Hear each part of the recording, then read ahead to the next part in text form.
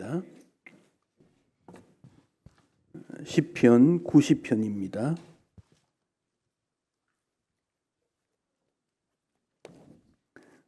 1절부터 마지막 절까지 한 절씩 교독하겠습니다. 주여, 주는 대대에 우리의 거처가 되셨나이다. 산이 생기기 전, 땅과 세계도 주께서 조성하시기 전, 곧 영원부터 영원까지 주는 하나님이시니이다. 주께서 사람을 뒤끌로 돌아가게 하시고 말씀하시기를 너희 인생들은 돌아가라 하셨사오니 주의 목전에는 천년이 지나간 어제 같으며 밤의 한순간 같을 뿐임이이다. 주께서 그들을 홍수처럼 쓸어가시나이다. 그들은 잠깐 자는 것 같으며 아침에 돋는 풀 같으니이다. 푸른 아침에 꽃이 피어 자라다가 저녁에는 시들어 마르나이다. 우리는 주의 노에 소멸되며 주의 분내심에 놀라나이다. 주께서 우리의 죄악을 주의 앞에 놓으시며 우리의 은밀한 죄를 주의 얼굴빛 가운데 두셨사오니 우리의 모든 날이 주의 분노 중에 지나가며 우리의 평생이 순식간에 다하였나이다. 우리의 연수가 70이요 강건하면 80이라도 그 연수의 자랑은 수고와 슬픔뿐이요 신속히 가니 우리가 날아가나이다. 누가 주의 노여움의 능력을 알며 누가 주의 진노의 두려움을 알리이까? 우리에게 우리날 계수함을 가르치사 지혜로운 마음을 얻게 하소서. 여호와여 돌아오소서. 언제까지니까? 주의 종들을 불쌍히 여기소서. 아침에 주의 인자하심이 우리를 만족하게 하사 우리를 일생 동안 즐겁고 기쁘게 하소서. 우리를 괴롭게 하신 날 수대로와 우리가 화를 당한 연수대로 우리를 기쁘게 하소서. 주께서 행하신 일을 주의 종들에게 나타내시며 주의 영광을 그들의 자손에게 나타내소서. 함께 읽습니다. 주 우리 하나님의 은총을 우리에게 내리게 하사 우리의 손이 행한 일을 우리에게 경고하게 하소서. 우리의 손이 행한 일을 경고하게 하소서. 아멘. 우리 시편이 모두 150편이지요.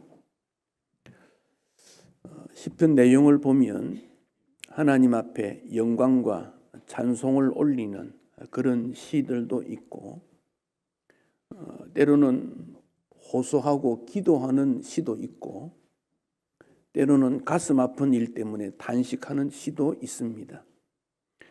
시편 90편은 찬양과 영광도 아니고 탄식도 아니고 기도인 것 같기는 하고 이게 어떤 주제를 우리에게 주고 있을까 그런 의문을 한번 던져봅니다.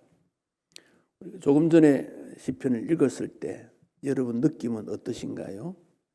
내용은 잘 몰라도 시편의 글의 내용의 분위기는 느낄 수가 있거든요. 삶의 경험이 풍부한 세상을 다양하게 살았던 어떤 지혜 있는 자가 그 후배들에게 권면하는 그런 시로 여겨지지 않습니까? 시편이 이 5권으로 다 묶어져 있어요. 1권, 2권. 근데 여기는 제 4권 그랬지요. 90편부터가 4권. 이 5권을 어떻게 분류했는가? 모세 오경을 생각하시면 돼요.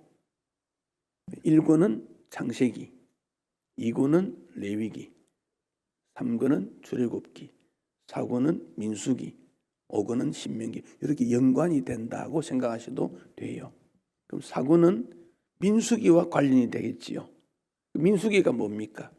이스라엘 백성들의 광야 생활을 다룬 책이 민수기예요. 모세가 볼 때 매일 사람이 죽는 것도 보고 태어나는 것도 보고 사람의 표정이 기쁘고 즐거워하는 것도 보고 슬프고 우울한 것도 보고 전쟁이나 굶주림으로 당황해서 어찌할꼬 두려워하는 것도 보았고 또 조금 편안해지면 안심하다가도 더 많은 어떤 욕망 때문에 다투는 것도 보고 많은 것들을 다윗은 보면서 후손들에게 후배들에게 어떤 권면을 줘야 되겠다. 그래서 시편 90편을 교훈시 그런 말을 합니다. 교훈적인 내용이 있다. 교훈 내용의 가르침의 내용이 히브리 말로 토라, 이렇게 토라가 율법이란 말이죠. 가르친다 그런 말이죠. 그래서 이 90편의 표제를 하나님의 사람 모세의 기도 그렇게 붙였어요. 아마 모세가 가르쳤던 모든 내용을 압축하면 이런 말씀으로 권면했을 거다 그렇게 생각하는 거예요. 오늘 우리가 예배를 드릴 때 인생이 어떤 존재인가? 주께서 말씀으로 찾아오셔서 나는 누구인가를 알아가는 것이 지혜자이기 때문에 그래요. 그게 지혜예요. 많은 지식을 가져도 지혜롭지 못하면 그 지식은 참 쓸모없는 거예요. 인생의 다양한 경험들을 통해서 지혜로운 인생이 되는 것이 우리 하나님이 원하시는 일이지요. 이집트에 가면 스핑크스라는 게 있지요. 스핑크스. 이 스핑크스는 몸은 사자입니다. 독수리의 날개가 있습니다. 뱀의 꼬리가 있고 사람의 얼굴의 모습을 했습니다. 스핑크스라 그래요. 이 스핑크스가 그 앞에 지나가는 사람들에게 수수께끼를 냅니다. 여러분도 한번 맞춰보십시오. 아침에는 4다리로 걷고 낮에는 2다리로 걷고 저녁에는 3다리로 걷는 게 뭐냐? 물어봤습니다. 대답 못하면 스핑크스는 길을 지나가지 못하게 하거나 죽여버리고 대답하면 보내줍니다. 사람이 아기 때는 4발로 기어다니니까 청년의 때 2발로 걸어다니니까 나이가 많아지면 지팡이를 짚으니까 3다리가 되는 거지요. 그래서 그 정답은 인생이다, 인간이다, 사람이다. 그 수수께끼입니다. 사자나 독수리나 뱀이나 인간으로 표현된 것은 하늘의 별자리를 의미합니다. 아주 넓은 우주 속에 우리가 볼 수 있는 부분적인 내용들이 있지요. 그걸 보면서 큰 우주가 작은 우주에게 나에게 너는 누구며 어디서 왔고 어디로 가느냐 질문하고 있는 겁니다. 여러분 어디서부터 왔고 어디로 가고 있습니까? 그 질문에 양심적으로 정확한 답변을 할 수 있다면 그는 행복한 자입니다. 오늘 그 행복을 여러분이 찾으시기 바랍니다. 나는 어디로부터 왔고 어디로 가는가? 죽음에 대한 두려움은 인생의 마지막으로 생각되기 때문에 다 기피하고 죽음에 대한 두려움은 본능적이기도 합니다. 그래서 큰 어려움을 당하면 죽을 뻔했다 그리 말합니다. 아유, 너무 질병이 심하면 죽을련가 보다 이런 말도 합니다. 또 죽으면 모든 일이 끝난다고 생각하니까 죽으면 그만이지 이런 말도 합니다. 그러나 죽음이 정말 그만 인생이 끝나는 걸까요? 죽음이 인생의 목표인가요? 그건 아니지 않습니까? 프로이드라는 심리학자는 인간은 평생 죽음에 대한 두려움을 가슴에 안고 살아가고 있다. 너도 살만 되면 어린아이들이 죽음이 뭔가 어렴풋이 안다 그래요. 두렵다는 마음을 가지게 됩니다. 그렇다고 해서 죽음을 피할 수 있는 것도 아니지 않습니까? 우리나라는 묘지가 저 멀리 사람 사는 곳에서 멀리 있지만 서양에서는 사람 살아가는 가운데 있습니다. 심지어 교회 입구에 출입구에 길바닥에 시신을 묻어두기도 하고 미국에 제가 어떤 교회는 가보니까 교회당 안에다가 무덤을 하나 뒀어요. 물론 팻말만 뒀지요. 나중에 알아보니까 교회를 위해 순교했던 사람의 시신을 교회 바닥에 묻었다 그래요. 어쨌든 죽음으로부터 우리는 벗어나지 않습니다. 늘 함께합니다. 지난 주간에도 이태원에서 일어난 사건이 죽음은 먼 곳에 있지 않다는 걸 분명히 보여주고, 전 국민이 슬퍼하는 이유는 죽음에 대한 분명한 이해가 되지 않고 죽음이 무엇인지 몰랐기 때문에 그렇습니다. 모세는 우리 인생을 아침에 돋는 풀과 같다 그랬습니다. 16절 말씀. 3절에서는 티끌과 같다 그랬습니다. 10절에서는 수고와 슬픔뿐이다. 그 인생이 70이요 강건하면 80이지만 그 살았던 모든 인생을 한마디로 말하면 수고와 슬픔이요 신속하다 그렇게 말했습니다. 그렇기 때문에 나의 나를 계수하는 지혜가 필요하다라고 주님 앞에 기도하고 있습니다. 내가 누군지를 아는 지혜를 가졌다면 우리는 당황할 필요가 없습니다. 어떤 순간에도 나는 누군가 행복하게 내 삶을 책임질 수 있고 주님 앞에 맡길 수 있기 때문에 그렇습니다. 사람을 나이나 이런 모습에서 보면 계속 성장했다가 공부하고 결혼하고 직장생활하고 어떤 목표를 둡니다. 너 꿈이 뭐니? 학교 졸업해야 돼. 막 자꾸 꿈을 줍니다. 나중에는 꿈을 이루었다면 그 다음에 또 다른 꿈을 가집니다. 꿈을 가지는 건 중요하지요. 그러다 보니까 꿈에 쫓기는 인생이 됩니다. 나중에는 나는 어디 갔는지 없고 쫓기는 인생이 되고 맙니다. 우리가 그렇게 살고 있습니다. 그래서 너무 힘들다 보니까 잠시 취미나 쾌락이나 여유로운 시간을 가지기 원하지만은 곧 인생은 실망하는 존재가 되고 맙니다. 모세는 120년을 살았는데요. 그 당시 사람들의 평균 수명은 50세 미만입니다. 70세 장수한 겁니다. 80세 장수한 겁니다. 요즘은 100세 그랬습니다. 그러나 하나님께서 보실 때는 50세 인생이나 100세 인생이나 거기서 거기입니다. 사람이 볼 때 자로 잴 때 길다 짧다 그러지만 하나님께서 보실 때는 별로 차이가 나지 않습니다. 시간도 그렇고 재능도 그렇고 외모도 그렇고 생각도 그렇습니다. 사람이 내 편, 얘 편 막 나누지만은 주님이 보실 때는 그런 것도 없습니다. 우리는 그런 모든 일로부터 자유해야 돼요. 나를 좋아하는 사람도 있지만 싫어하는 사람도 있는 게 인생이에요. 괜히 그렇게 해보는 거예요. 거기에 너무 관념을 둘 필요가 없어요.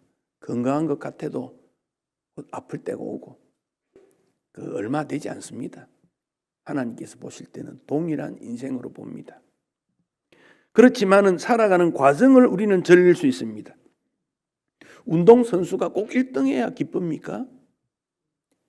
운동하는 그 순간이 즐겁고 화가는 그림 그리는 순간이 즐겁고 노래하는 사람은 노래를 준비하고 그 과정이 즐겁고 학생은 공부하는 것이 즐겁고 등산가는 산에 올라가는 것 자체가 즐겁고 우리는 예배하는 것이 즐거운 것 아닙니까?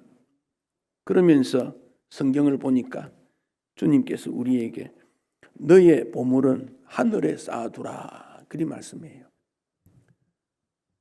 이 땅에서 너만 누리고 살 것이 아니라 하늘에 쌓아둬야 된다.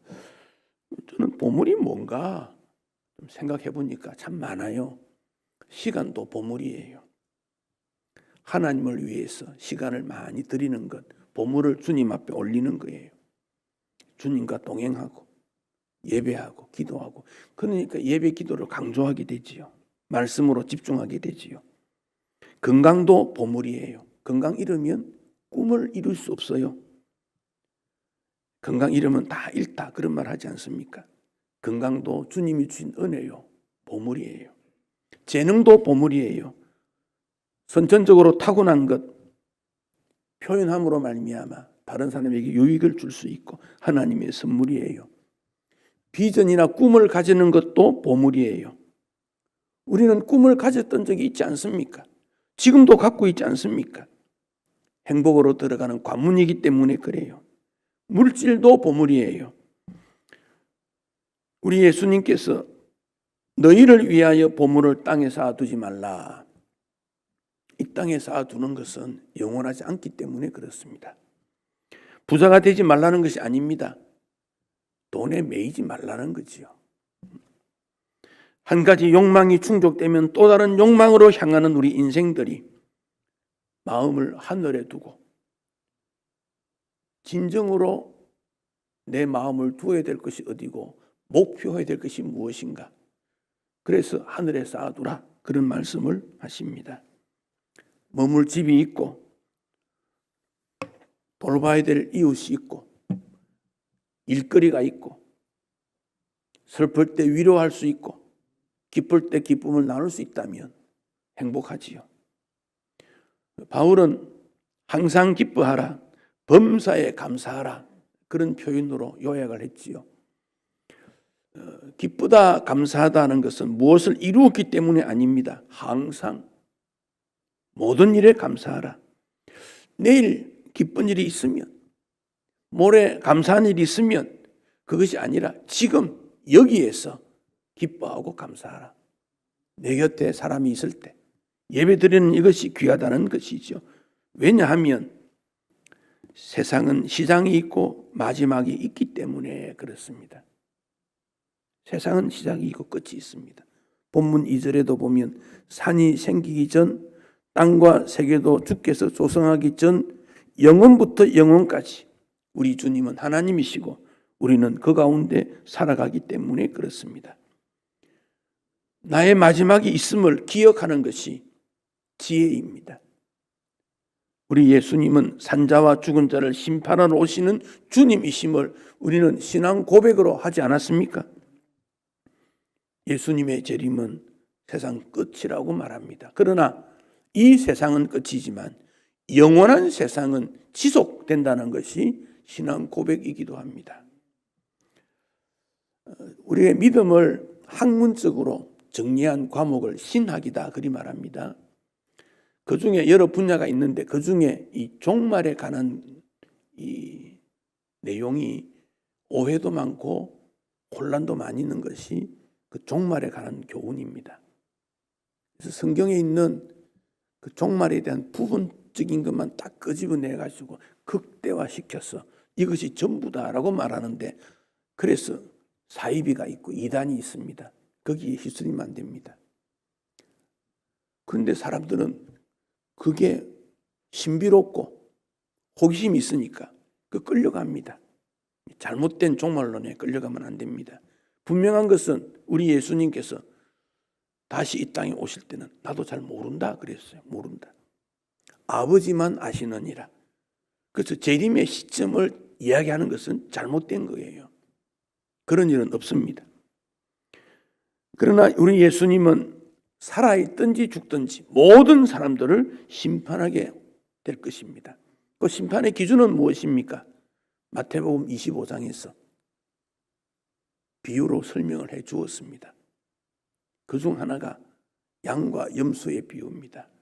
거기 열처녀 비유도 나오고 여러 가지 내용이 나오는데 양과 염소의 비유는 무엇입니까?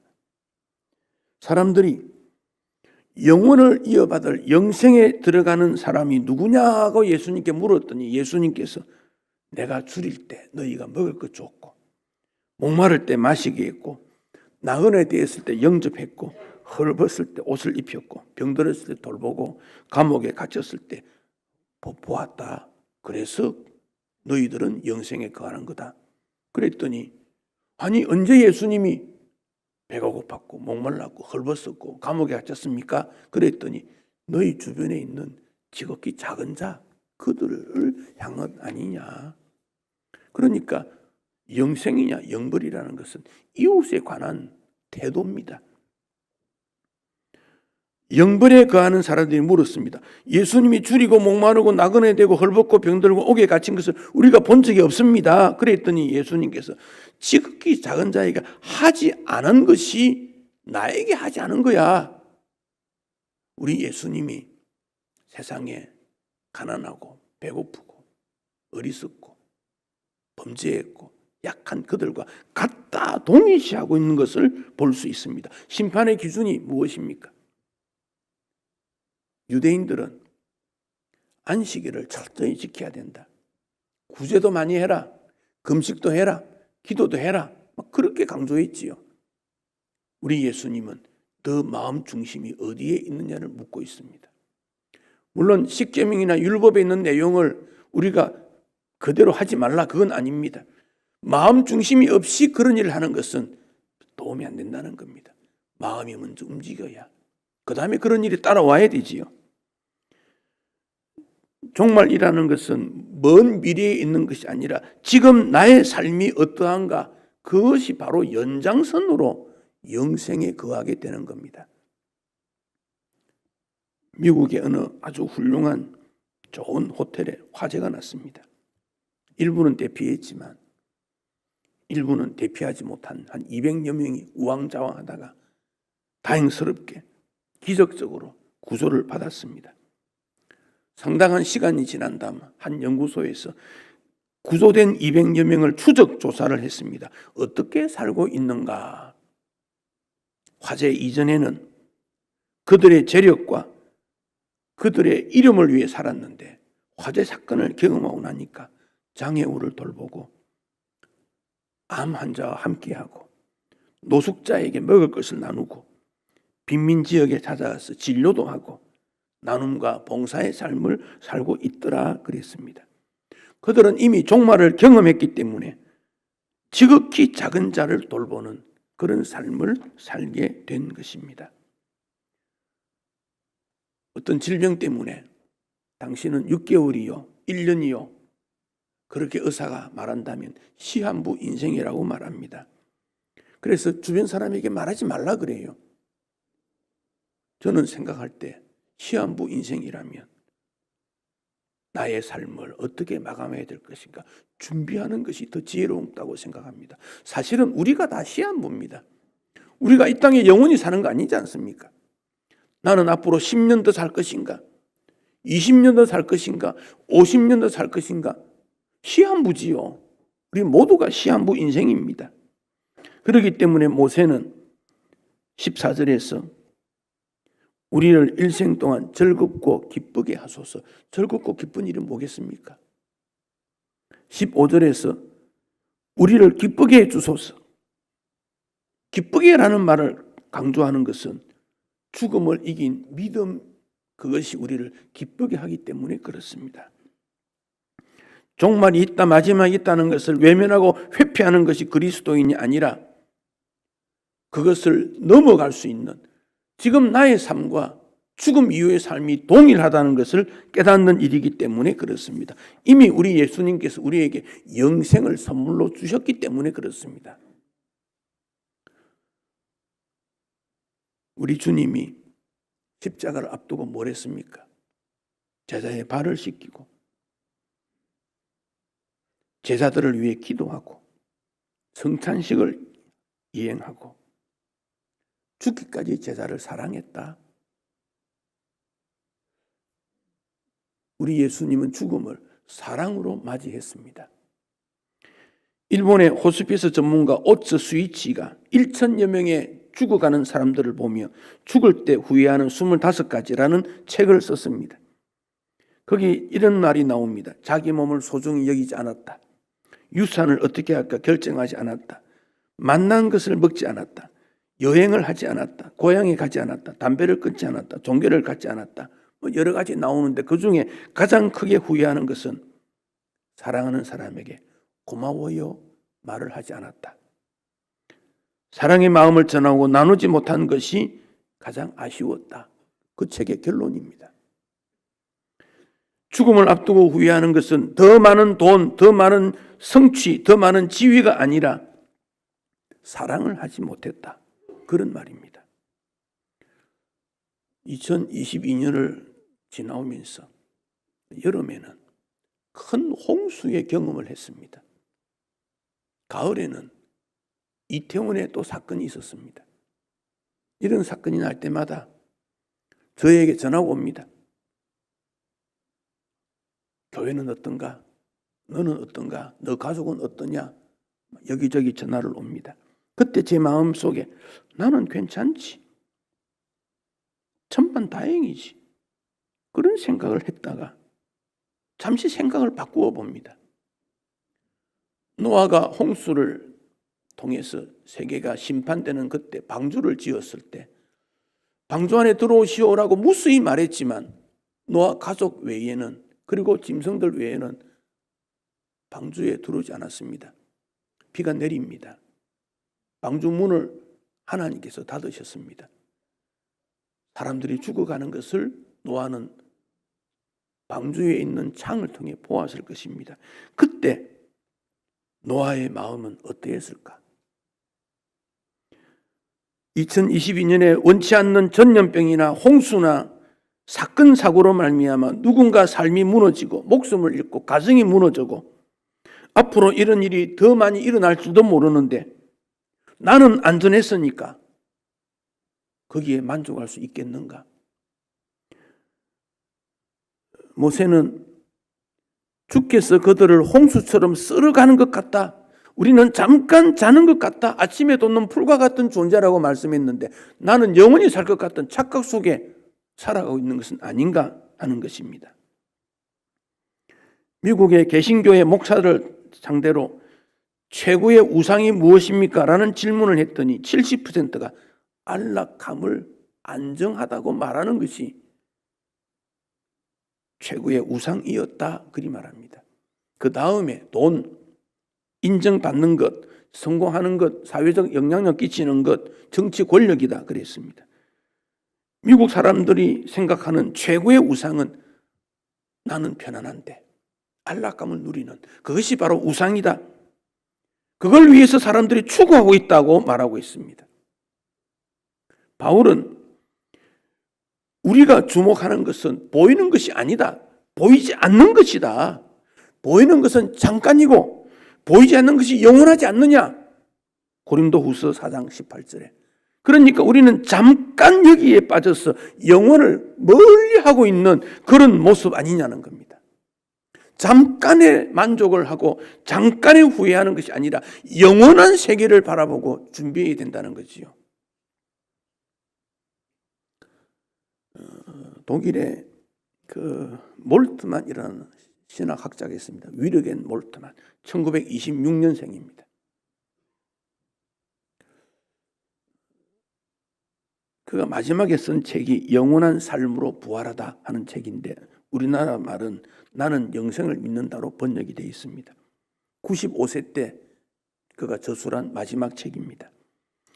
그는 히틀러 시대에 군인으로 징집되기도 하고 영국 전쟁 포로도 되었고 그 후에 신학을 공부해서 대학 교수로 있다가 유럽의 19개 대학에서 명예 박사학위를 받았던 세계적인 인물입니다. 2016년에 엘리자베트 아내가 별세했고 그때 자기는 죽음이라는 주제가 개인적인 주제가 되었다. 나의 주제가 이제는 죽음이었다. 그리 말하면서 사람들이 죽음 후에도 생명이 존재합니까? 즉 영생에 관한 질문을 던졌다는 겁니다. 그러자 몰트만 박사가 이렇게 대답합니다. 우리는 사람은 죽어가는 과정은 느낄 수 있으나 죽음은 체험하지 못한다. 죽음은 모르는 체험 못하는 거지요. 자신의 죽음을 체험한 사람은 아무도 없다. 그러나 사랑하는 사람을 통해 죽음을 경험하게 된다. 사랑하는 사람의 죽음은 생명의 기쁨을 빼앗아가고 살려는 의지도 빼앗아가더라. 그러므로 인간의 문제는 삶과 죽음이 아니고 사랑과 죽음이다. 삶이냐 죽느냐가 아니다. 사랑하느냐 죽느냐다. 그리 말했습니다. 죽음의 반대말은 사는 것이 아니라 죽음의 반대말은 사랑이다. 그리 말했습니다. 사랑이 없는 것이 죽은 거다. 그렇게 말합니다. 예수님의 부활은 우리 인생의 죽음의 문제를 해결했습니다. 그러므로 지금 나의 문제는 죽음이 문제가 아니고 얼마나 사랑하느냐, 사랑의 삶을 살고 있느냐. 사랑하기 때문에 가족을 돌보고 복음을 전하고 교회를 섬기고 사람을 대할 때 사랑하느냐, 그 질문을 던지고 있습니다. 시한부 삶을 사는 어느 환자의 기도 내용입니다. 아, 내가 조금만 더 살 수 있다면 거짓말하지 않고 정직하게 살 거야. 아, 내가 조금만 더 살 수 있다면 긁어 모으지 않고 필요한 사람에게 나누어 줄 거야. 아, 내가 조금만 더 살 수 있다면 나를 싫어하는 사람에게 용서를 빌고 평화롭게 관계를 맺을 텐데, 아, 내가 조금만 더 살 수 있다면 사랑만 하고 살 테야. 사랑만 할 테야. 사랑하며 살기에도 짧은 인생이었는데 나는 어리석게 내 인생을 마감하게 되었구나. 베드로는 그의 마지막 우리에게 권면하기를, 만물의 마지막이 가까이 왔으니 그러므로 너희는 정신을 차리고 근신하여 기도하라. 무엇보다 뜨겁게 서로 사랑할지니 사랑은 허다한 죄를 덮느니라. 사랑하는 성도 여러분, 육신은 죽음이라는 것 앞에서 극복할 수 있는 길이 없습니다. 아무리 현대과학이 발달해도 안 됩니다. 그러나 이 죽음을 극복하는 것은 주님을 향한 사랑이고 주님이 우리를 사랑하셨기 때문이고 우리가 이웃과 복음과 하나님의 나라와 교회를 사랑하는 것, 바로 이것은 영원하게 남는 것입니다. 무엇으로 기뻐합니까? 항상 사랑하기 때문에 기뻐할 수 있고 사랑하기 때문에 범사에 감사할 수 있는 겁니다. 이것은 앞으로가 아닙니다. 지금 여기에서 모든 일에 언제나 감사할 수 있고 사랑할 수 있고, 그러므로 바울이 우리에게 주님 우리의 하는 일을 견고하게 해주세요라고 마지막 기도, 뭘 견고하게 한다는 겁니까? 사랑을 견고히 하는 겁니다. 사랑의 실천이 견고하게 될 때 내가 누군지를 알고 주님을 알아가게 되는 겁니다. 지금 세상 사람들은 사랑을 필요로 합니다. 사랑 줄 수 없으니 눈물을 흘립니다. 사랑은 나눌수록 더 풍성해집니다. 주님이 사랑을 우리에게 주신 계절이 다가옵니다. 사랑의 불덩어리가 되어서 사랑을 나누는 주님의 제자가 되고 천국의 모든 것들을 사모하는 주의 백성 되시기를 축복합니다.